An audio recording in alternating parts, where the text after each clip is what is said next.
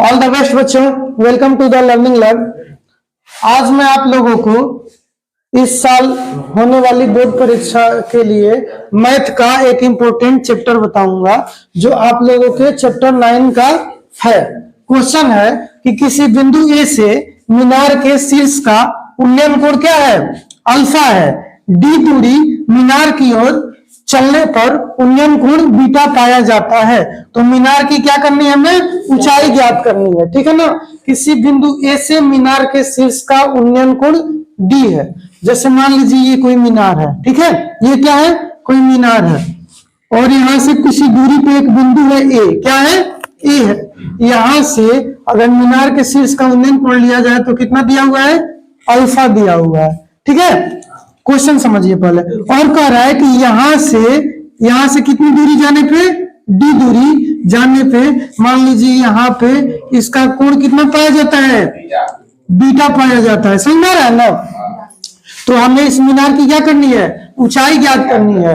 तो मान लेते हैं ये है ए, ये है बी, ये है सी और इसको हम लोग क्या लिख देते हैं? Capital D. कोई दिक्कत किसी को नहीं है ना? तो हम अब लिखते हैं कि माना कि मीनार की ऊंचाई बराबर h। हमने कितना मान लिया मीनार की ऊंचाई? h, ठीक है ना। और CD, ये जो CD दूरी है ये हम कितना मान लेते हैं? x मान लेते हैं। क्या मान लेते हैं? x। तो CD इक्वल टू x। किसी को कोई प्रॉब्लम? मैंने इसको क्या मान लिया? x मान लिया। और हमारा AD पहले से दिया हुआ है। कितना दिया हुआ है? D। क्वेश्चन में है ना कि ये से D दूरी चलने पर, यानी AD हमारा कितना दिया हुआ है? D दिया हुआ है। कोई दिक्कत?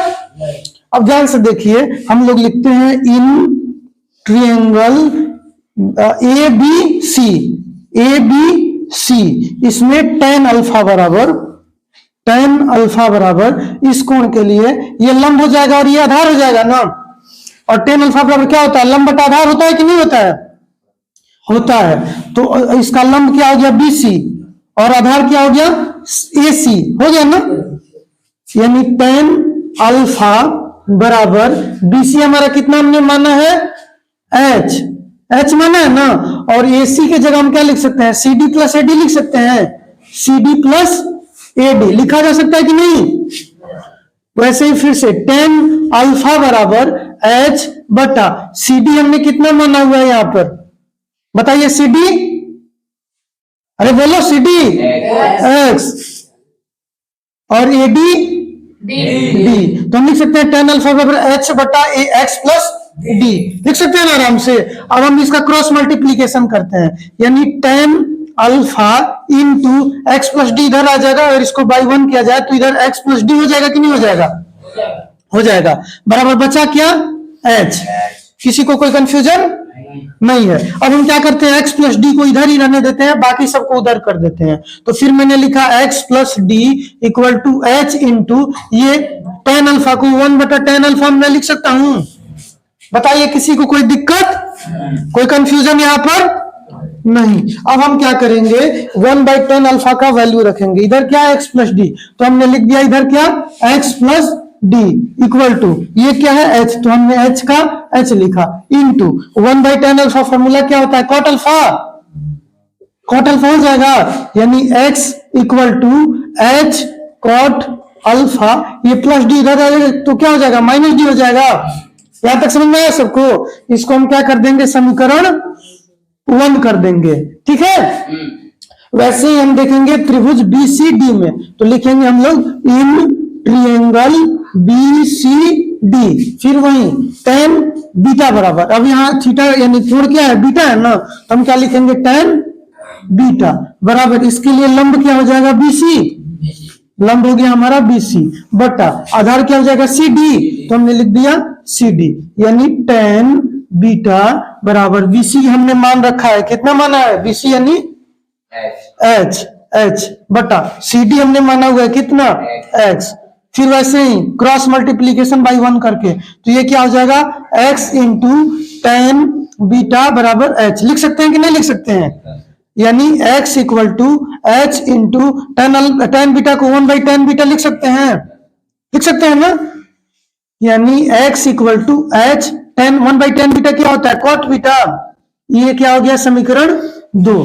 यहां तक किसी को कोई कंफ्यूजन नहीं है। अब ध्यान से देखिए, यहां भी x इक्वल टू इतना है और यहां भी x इक्वल टू इतना है, तो दोनों x सेम है, तो इधर भी सेम होगा ना।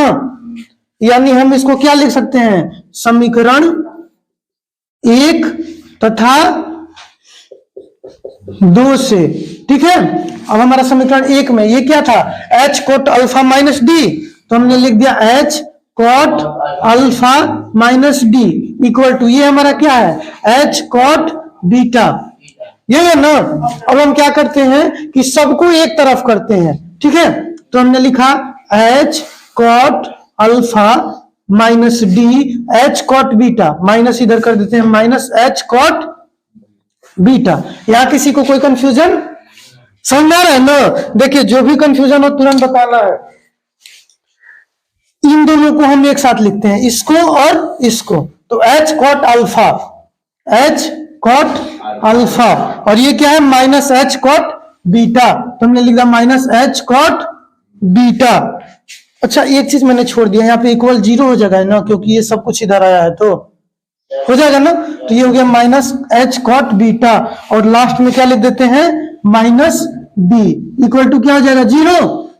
बोलो, अब इन दोनों में h कॉमन है, h हमने कॉमन किया, बचा क्या? Coat alpha minus cot beta, और माइनस डी इधर जाएगा तो प्लस डी हो जाएगा। यानी अगर केवल h किया जाए तो h बराबर डी अपन, ये coat alpha minus cot beta नीचे आ जाएगा, coat alpha minus cot beta. और हमें क्या निकालना था? मीनार की ऊंचाई। h क्या है? h क्या है? मीनार की ऊंचाई, यानी मीनार की ऊंचाई h बराबर d बटा coat alpha minus cot beta. हमारा यही क्या हो जाएगा? आंसर हो जाएगा। धन्यवाद।